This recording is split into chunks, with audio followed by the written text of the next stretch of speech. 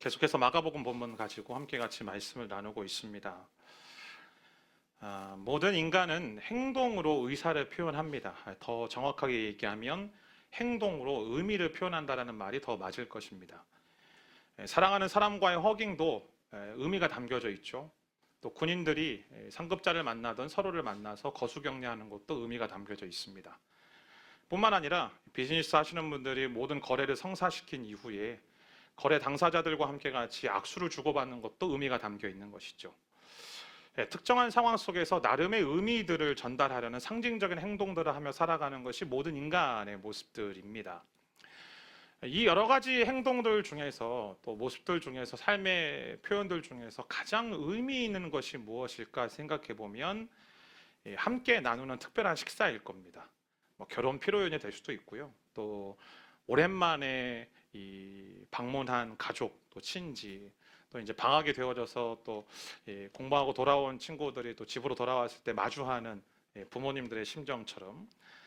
근데 그 중에서도 가족이 함께 같이 하는 식사 중에 이 생일 잔치, 생일 파티, 1년에 한 번씩 하는 이 생일 파티에는 두 가지의 의미가 저는 담겨 있다고 생각합니다. 첫 번째는 뭐냐면 과거의 사건을 현재로 가지고 와서 축하하고 기뻐하는 것이죠. 무슨 얘기냐면 이런 겁니다. 너가 예전에 태어났을 때 어렸을 때 신생아 시대 있어 봤을 때 정말 마치 너무 애가 눌려가지고 너무 못생겨가지고 제가 어떻게 클까 너무 걱정했는데 세상에 내가 지금 보니까 너무 감사하구나. 제가 들었던 말입니다. 할렐루야. 저희 외할머니하고 저희 할머니께서 제가 태어났을 때 그런 얘기를 하셨다고. 그뿐만 아니라 태어났을 때 순간을 생각하면서 떠올리고 그것을 회상하면서 추억하면서 같이 기쁨을 나누는 것, 그것이 생일잔치의 의미이죠. 또 하나, 과거뿐만 아니라 미래에 대한 기대와 소망을 현재로 끄집어 와서 그것에 대해서 함께 같이 나누는 것도 생일 축하입니다. 일례로 우리 부모님들의 이 생일잔치 때 어머니 아버지 오래오래 사세요, 행복하게 사세요, 그렇게 말하는 것은 그 미래에 대한 어떤 소망을 담고 있는 이런 이야기들 아니겠습니까? 어쩌보면 생일에 나누는 이 식사 자리에는 과거와 현재와 미래가 모두가 다 담겨져 있는 것이죠. 우리가 지난주부터 함께 같이 나누었던 이 이스라엘의 유월절 저녁 식사에도 마찬가지 의미가 담겨져 있습니다. 말씀드렸던 것처럼 유월절에 행해지는 이 전통적인 식사는 4잔의 붉은 포도주를 마시는 것으로 순서가 구성이 되어집니다. 이것은 하나님의 구원의 약속을 상징하는 것이죠. 출애굽기 6장 6절부터 7절까지 말씀을 보면 4가지의 말씀. 내가 너희를 이집트의 압제에서 꺼내줄 것이다. 두 번째, 그 속박에서 건져줄 것이다. 세 번째, 너희를 구원해 줄 것이다. 네 번째, 내가 너희를 내 백성으로 삼고 나는 너희의 하나님이 될 것이다. 이 4가지의 말씀을 중심으로 유월절 식사가 이루어집니다.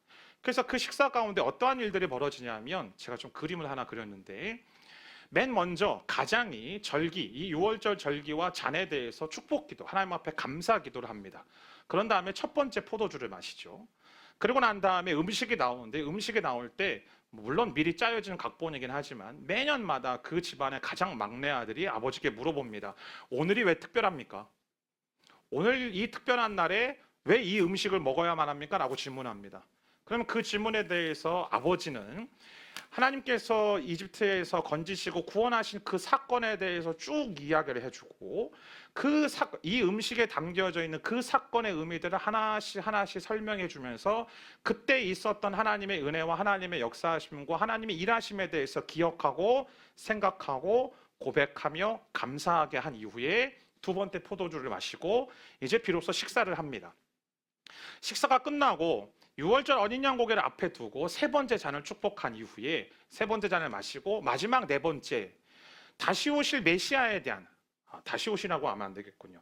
유대인들은 여전히 오시지 않았다고 얘기하니까 오실 메시아에 대한 소망을 노래하면서 이 모든 유월절 식사가 마무리가 되어집니다. 그리고 나서 네 번째 포도주를 마시는 것으로 끝이 납니다. 여러분, 오늘 이 유월절 식사를 가만히 보면 말씀드렸던 것처럼 과거에 하나님께서 이스라엘 백성들을 건지시고 구원하셨던 것을 현재로 가져와서 함께 같이 기뻐하고, 미래의 메시아가 다시 오실 것에 대한 기대와 소망을 현재로 가지고 와서 함께 같이 꿈꾸는 것이 이 유월절 식사에 담겨져 있는 것이죠. 예수님이 굳이 이 유월절에 제자들과 함께 같이 식사를 나누신 이유도 바로 이 때문입니다. 곧 예수님께서는 이 유월절 식사를 통하여서 지난주 함께 같이 말씀을 나누었던 당신의 꿈이었던 그 십자가를 향해 나아가시는 것을 유월절 식사와 연결시키시고, 이 이후에 이 식사와 이 잔치에 참여하고 있는 저와 여러분들에게도 동일하게 하나님이 행하신 일들에 대한 기억과 감사, 그리고 앞으로 하나님이 행하실 일들에 대한 기대와 소망을 품고 살아가도록 하는 것이 이 성찬을 제정하신 이유라고 말할 수 있는 것이죠. 자, 그러면 구체적으로 우리의 현재의 이때일 과거의 사건과 미래에 대한 소망은 도대체 무엇일까요? 첫 번째, 과거의 사건을 먼저 말하자면 예수님의 죽으심을 통하여서 우리가 죽음에서 생명으로 옮겨졌다라는 것이 바로 우리가 성찬을 통하여서 기억해야 될 과거의 사건입니다. 제가 오늘 특별히 예수님의 이 식사 자리에, 유월절 자리에 여러분을 초대합니다. 네, 와인잔이 있어서 너무 어려워하지 마시고요. 잔을 제가 못 구했어요. 할렐루야. 자, 유월절 식사 자리에서 예수님께서 제자들과 함께 빵을 떼며, 제발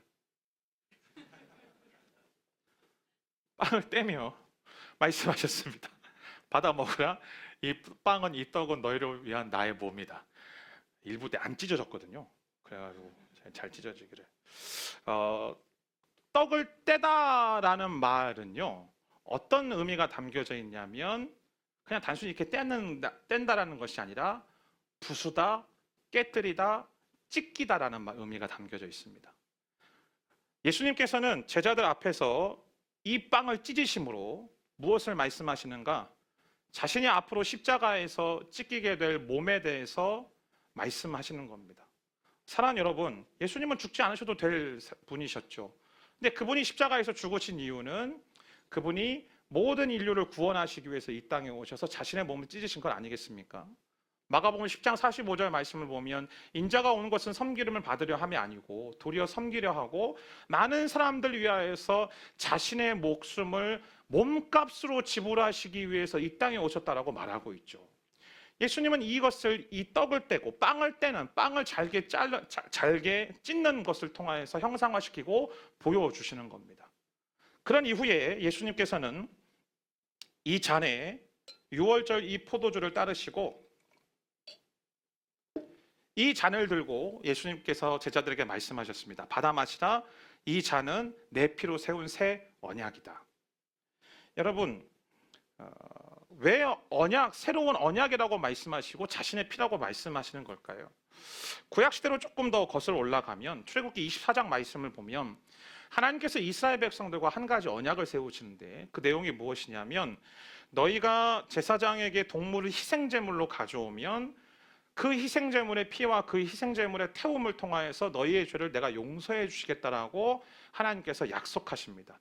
그리고 그것을 확증하시기 위해서 어린 양의 피를 제단에 바르고 나머지 반은 백성들에게 뿌리는 장면이 나와 있죠.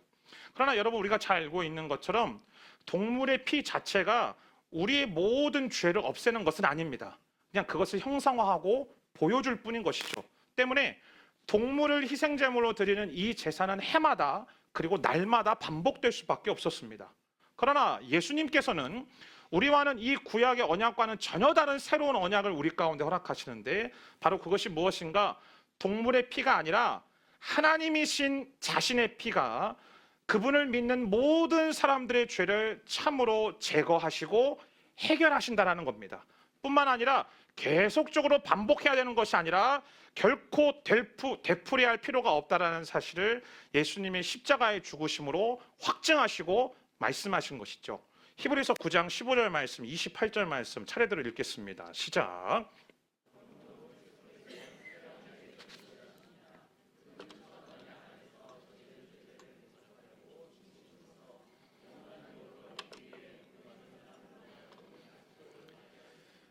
이와 같이 그리스도께서도 많은 사람의 죄를 담당하시려고 자신을 단번에 들이셨습니다. 예, 맞습니다. 이것이 예수님께서 십자가에서 행하신 일입니다. 사랑하는 성도 여러분, 죄와 죽음의 문제는요, 어떤 인간도 해결할 수 없는 문제입니다. 어떤 인간이 자신의 죄의 문제를 해결할 수 있고 죽음의 문제를 해결할 수 있단 말입니까?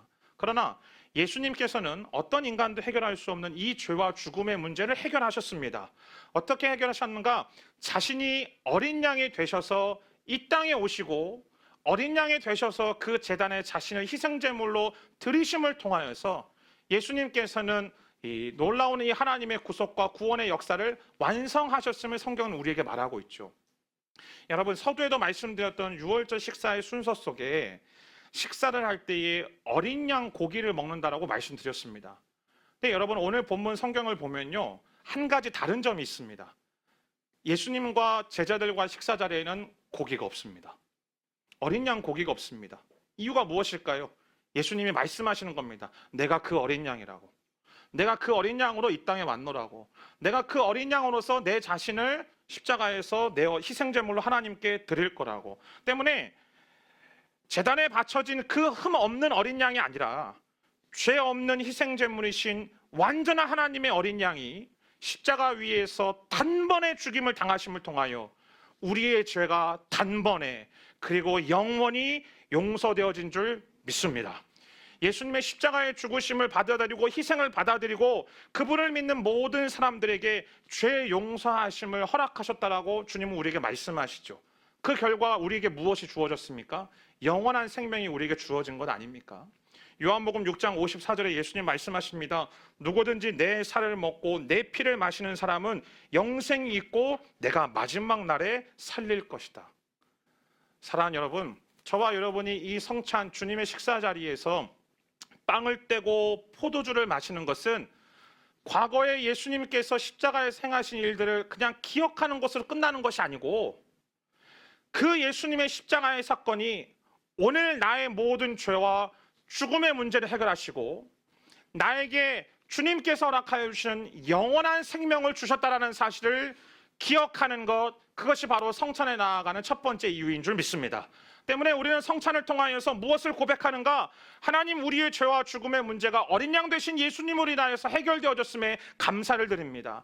하나님, 내가 영원토록 죽을 수밖에 없는 존재이지만 내게 영원한 생명이 주어졌음에 참으로 감사를 드립니다.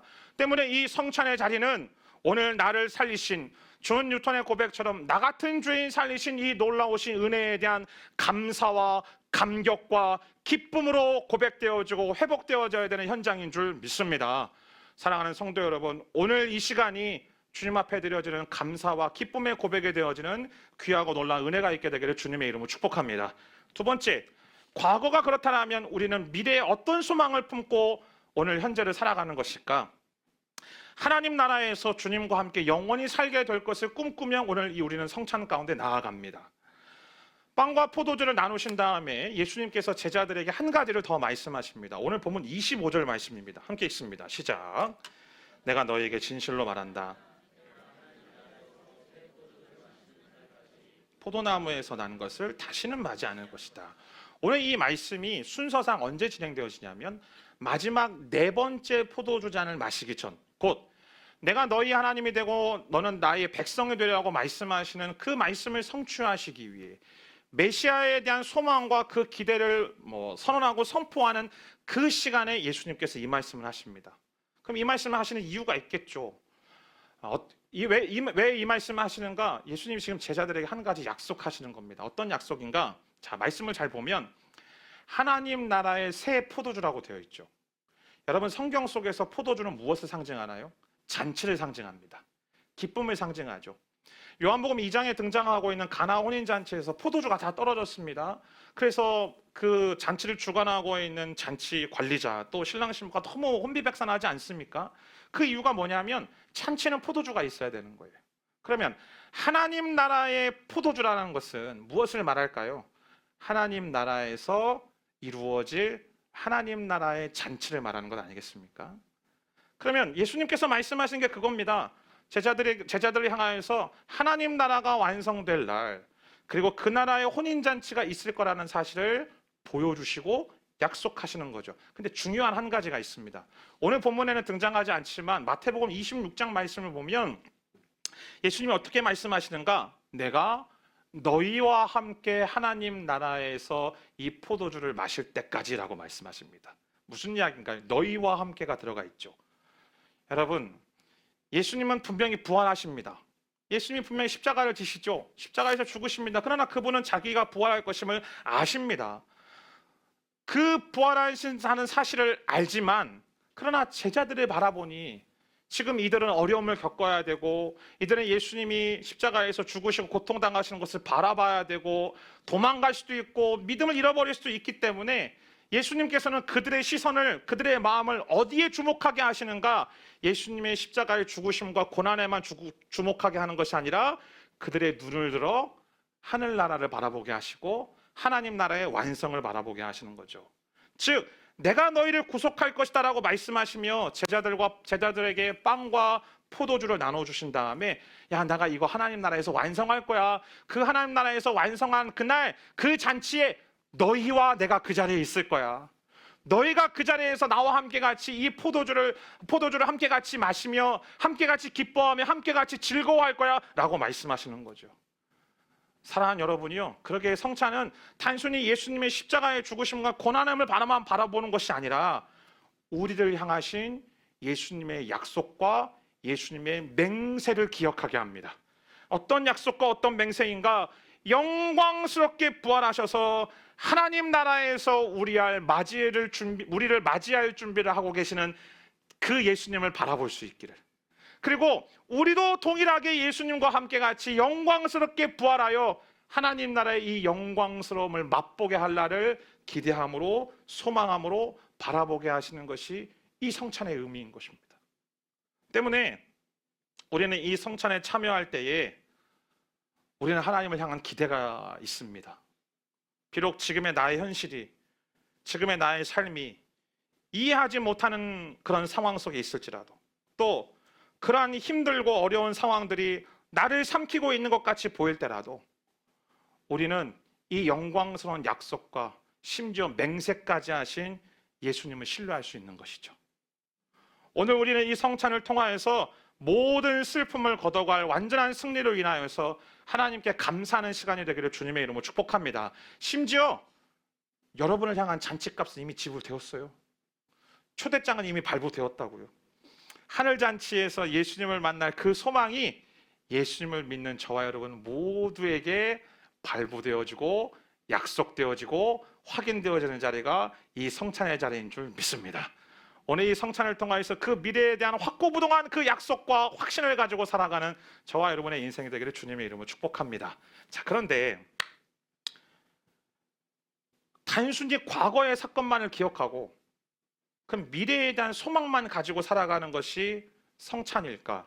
아니요. 서두에도 말씀드렸던 것처럼 우리의 성찬은 예수님께서는 이 식사자를 통하여서 과거와 미래를 현재에 잇대게 하고 계시다는 사실을 우리는 발견합니다. 여러분, 한 가지 이야기를 한번 해보려고 합니다. 여러분이 학창시절을 한번 떠올려 보십시오. 그래서 뭐 대학이든 고등학교든 어떤 공부든지 간에 처음에 학교에 들어갔을 때 우리 안에 설레임이 있지 않습니까? 새 옷도 입고 새 신발도 신고 새 가방도 노트도 다 새 거고, 그래서 정말 나의 학창시절에 아름다운 일들만 펼쳐지겠지라는 이 부푼 기대와 소망을 가지고 우리는 학창시절을 시작하지 않습니까? 자, 여러분 졸업할 때를 한번 떠올려 보십시오. 졸업에 대한 기대가 있죠. 언젠가는 내가 이 학교를 졸업할 거야. 그리고 새로운 세상에서 새로운 인생을 살게 되겠지. 내가 그 출발점이야 하고 그 졸업식에서 부푼 어떤 기대와 소망을 갖지 않습니까? 근데 신입생 때가 아니고 졸업생 때가 아니고 그 중간에 뭐 한 2학년이 됐든 3학년이 됐든 그 시간들 속에서는요, 우리가 어떤 마음을 품냐면 신입생의 설레임, 졸업할 때 그런 어떤 부푼 기대와 어떤 벅참, 그런 거 하나도 없죠. 그냥 오늘 하루가 내일도 학교 가야 되고 어제도 학교 가야 되고 모레도 학교 가야 되는, 그냥 날마다 학교 가야 되는 날들 중에 하나인 거예요. 그러다 보니까 의미 없는 것 같고 너무 힘든 것 같고 다람쥐 쳇바퀴 도는 것만 같이 그렇게 느껴질 때 있죠. 저만 그렇단 말입니까?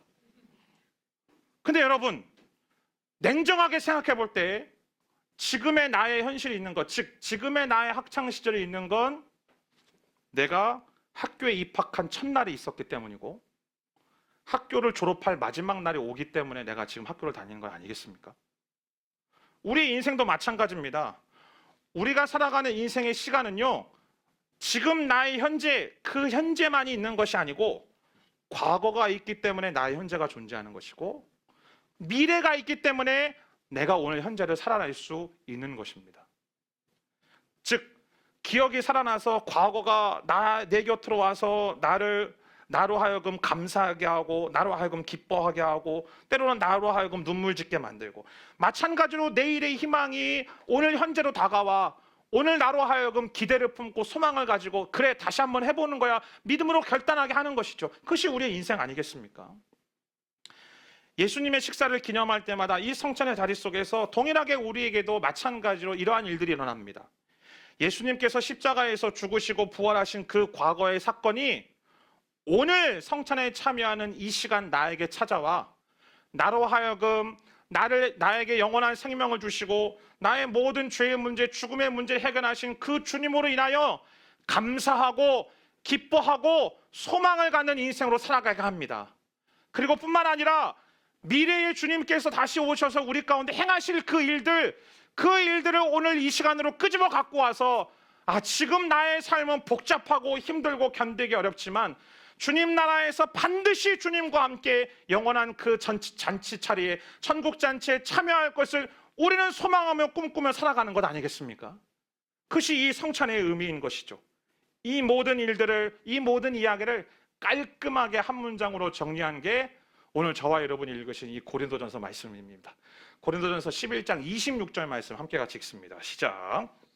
그러므로 여러분은 이 빵을 먹고 이 잔을 마실 때마다 주가 오실 때까지 그분의 죽으심을 선포하는 것입니다. 자, 말씀 잠깐만 띄워주시면, 때마다, 지금 현재, 그것을 먹고 마시는 그때 지금, 과거의 사건, 그분의 죽으심, 그리고 미래 주님 다시 오시는 날, 그것이 오늘 나에게 연결되어져서 잇대어져서 나로 하여금 오늘을 살아가게 하는 영양분이 되어주고 자양분이 되게 해주고 나에게 힘이 되어주는 겁니다. 자, 그렇다면 과거의 사건과 미래의 소망으로 잇된 현재를 어떻게 살아가는가? 한 문장으로 이야기하면 우리는 주님과의 연합을 꾀하며 살아갑니다. 그것이 이 성찬을 통하여서 현재를 어떻게 살아가는지에 대해서 결론처럼 이야기하는 예수님의 말씀입니다. 오늘 예수님께서 이 유월절 식사 자리 속에서 참 희한한 이미지의 단어를 사용하십니다. 그것은 먹는다, 마신다라는 말이죠. 나를 먹어라, 내 피를 마시라. 사실 이 말들 때문에요, 로마 시대 때 핍박받았어요. 그리고 조선 시대 때 핍박받았죠. 저 인육 먹는 식인 종교라고, 먹으라는 그 말들 때문에. 근데 우리는 그게 아니라는 거 사실 알지 않습니까? 이 카톨릭에서는 이 빵과 포도주에 예수님이 실제로 현현하셔서 그 빵과 포도주가 예수님을 실제로 변화되어 가지고 그걸 먹고 마실 때 예수님이 내 안으로 들어온다라고 이야기하는데, 그건 아니고요. 그러나 우리는 분명하게 믿고 있는 것은, 우리가 이 예수님의 식사 자리 가운데, 이 예수님의 이 잔치에 우리가 함께 같이 참여할 때에 그 가운데 임하시는 하나님의 임재는 분명히 우리가 믿고 있지 않습니까? 우리는 주님의 임재를 통하여서 주님과 더욱더 깊은 영적인 관계를 맺게 되는 것이죠. 그분 안에 살아가는 겁니다. 그분으로 인하여서 숨쉬고 그분으로 인하여서 살아갈 수 있는 힘을 얻게 되는 것이죠. 그것이 갈라디아서 2장 20절에서 바울이 말한 고백 아닙니까? 내가 그리스도와 함께 십자가에 못 박혔나니 그런즉 이제는 더 이상 내가 사는 것이 아니라 내 안에 그리스도께서 사시는 것이라. 이제 내가 육체 가운데 사는 것은 나를 사랑하셔서 나를 위하여 자신의 몸을 내주신 하나님의 아들을 믿는 믿음으로 사는 것이라. 이 말이 무슨 말인가요? 내 마음대로 산다는 이야기인가요? 내 뜻대로 산다는 이야기인가요? 내 힘과 내 능력을 의지하며 살아간다는 이야기인가요? 아니요, 그렇지 않습니다. 우리는 예수님과 연합하여져서 그분과 함께 살아간다는 이야기입니다. 그분의 뜻대로 살아간다는 것이고, 그분의 인도하심을 받으며 살아간다는 이야기죠. 예, 맞습니다. 성찬을 통하여서 우리가 고백하는 한 가지, 내가 주님과 연합하여서 내 안에 계신 그 주님의 뜻대로, 주님의 말씀대로, 주님의 인도하심대로 내가 살아가겠습니다 라고 믿음으로 고백하는 것, 그것이 이 성찬의 의미인 것이죠. 근데 중요한 건 그것으로 끝나는 게 아닙니다. 단순히 내가 오늘 삶 속에서 주님과 연합하는 그 개인적인 관계로만 끝나는 게 아니라, 오늘 우리는 주님의 영광뿐만 아니라 주님의 고난에도 함께 같이 참여한다라고 믿음으로 고백하는 것이 이 성찬입니다. 예수님께서 잔을 들어서 제자들에게 축사하시고, 성경을 보면 이렇게 기록되어 있죠. 이 잔을 제자들에게 건네주셨다라고 말하고 있습니다. 여러분, 예수님께서 이 잔을 건네주실 때요, 각자가 뭐 오늘날 건배하듯이 각자의 잔을 들고 이렇게 치얼스 이렇게 하는 게 아니고요. 예수님이 기도하시고 이 잔을 건네주면 이 하나의 잔을 가지고 12명의 제자들이 돌려서 마신 겁니다. 여러분, 고대 근동지방의 문화 속에서 한 잔을 가지고 누구의 잔을 가지고 나눠서 마신다라는 것은 어떤 의미냐면 내가 그 사람과 깊은 사귐의 관계에 놓여져 있다라는 고백입니다. 그뿐만 아니라 그 사람의 운명이라면 내가 좋든 나쁘든 나는 함께 나눌 것입니다라고 고백하고 선언하고 선포하는 것이 바로 잔을 나눈다는 의미죠. 무슨 말인가요? 주님과의 연합, 주님과의 하나됨, 주님의 잔을 마신다라는 것은 나의 이기심, 나의 욕심, 나의 안락함, 나의 꿈, 나의 소망, 그것을 다 이기는 삶을 살아가는 거예요. 주님의 희생적인 죽음을 본받아 주님처럼 내가 주님이 그리 하셨듯이 나를 내어놓고 나를 헌신하고 나를 내어드리는 삶을 살겠다라고 결단하며 고백하는 것이 성찬이고 그것이 주님과의 연합입니다. 때문에 성찬은 예수님이 우리를 위해서 죽으셨음을 나타내고 알리는 것 이상의 의미를 갖습니다. 성찬은 예수님이 우리를 위해서 죽으신 것이 함축하고 있는 모든 것들을 내 삶으로 드러내고 나타낼 것을 요청하는 것이죠. 어떻게 하는 걸까요? 예수님이 하신 것과 똑같이 자기 자신을 주는 삶. 예수님처럼 자기 자신을 포기하고 자기 자신을 내어주는 삶. 그것이 오늘 본문에서 이야기하고 있는 나를 기념하라는 말의 진정한 뜻입니다. 오늘 고린도서 11장 23절부터 25절까지 바울 사도는 예수님의 말씀을 인용하여 이 예를 행해 나를 기념하라고 말하고 있죠. 기념한다라는 뜻은 단순히 기억한다는 의미가 아닙니다. 단순히 생각한다는 의미가 아닙니다. 단순히 동의한다는 의미가 아닙니다. 기억하고 생각하고 동의하여서 그 주님의 모습대로 내가 살겠습니다라고 고백하는 것이 기념한다는 말의 진짜 뜻인 것이죠.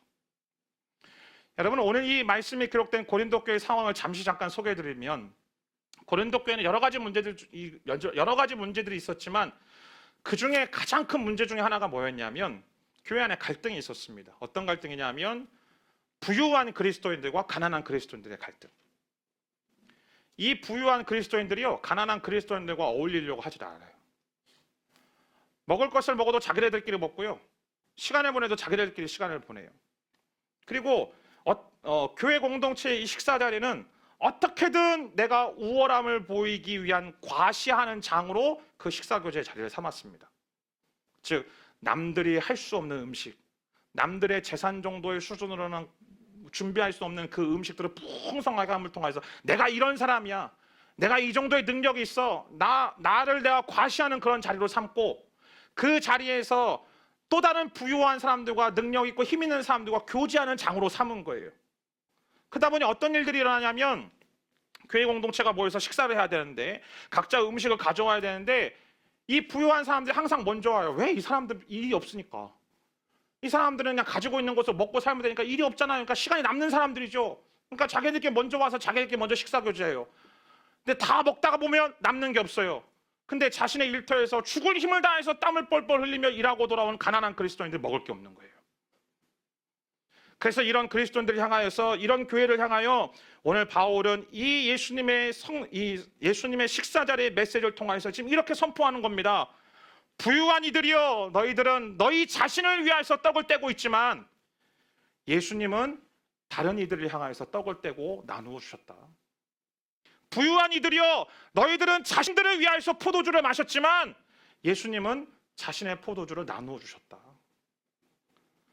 부유한 이들이여, 너희들은 이기적이고 여기저기 자기중심적이고 너희들만을 모르고 살아가고 너희의 문제들과 너희의 상황들만이 가장 중심적인 문제라고 여기지만 예수님은 다른 이들에게 이타적으로 자기 자신을 나누어 주셨다. 그것이 이 식사의 진정한 의미다라고 말씀하시는 거죠. 때문에 성찬은 반드시 우리 안에 어떠한 믿음의 결단과 고백을 가져와야 되는가?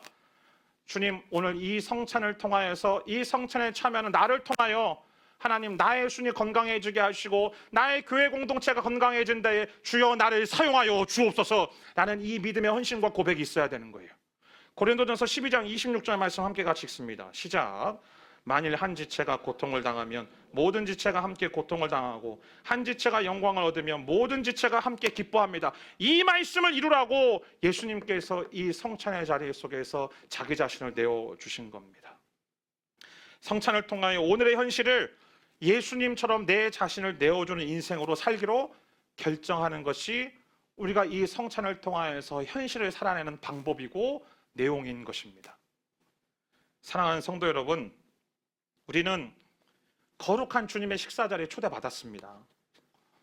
우리가 그럴 만한 자격이 있어서가 아니고요, 우리가 그럴 만한 모습이어서가 아니라 하나님은 그분의 사랑과 그분의 은혜로 우리를 당신의 식사 자리로 우리를 초대하신 겁니다.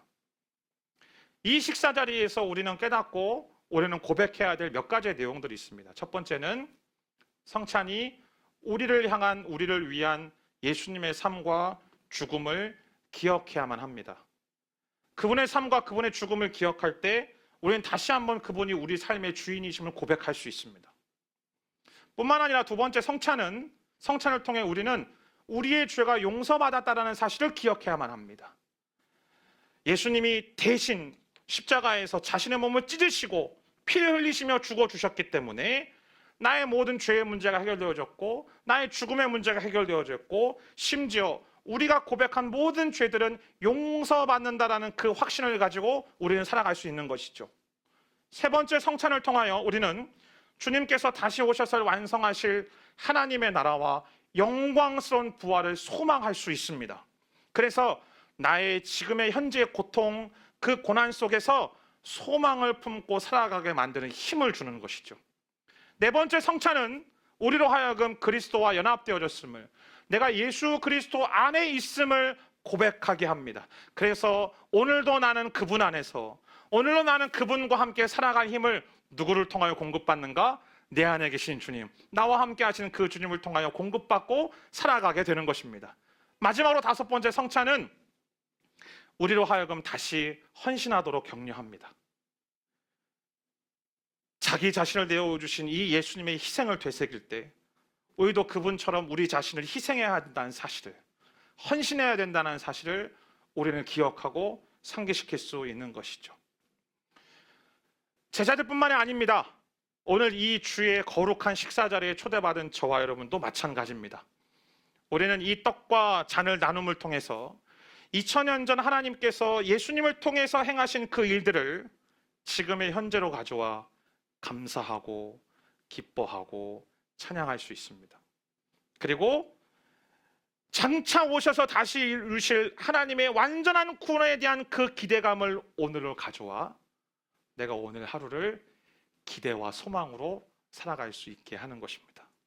그리고 이 과거의 사건과 미래에 대한 소망을 오늘로 가져와 내게 주어진 오늘 하루를 주님께서 그리하셨던 것처럼 한 생명과 영혼을 살리기 위해 자기 자신을 내어주시고 자기 자신을 헌신하시고 자기 자신을 버리시기까지 순종하셨던 그 하나님의 말씀에 순종하기로 나 역시 결단하는 시간이 이 성찬의 시간입니다. 사랑하는 성도 여러분, 이 성찬에 여러분을 초대합니다.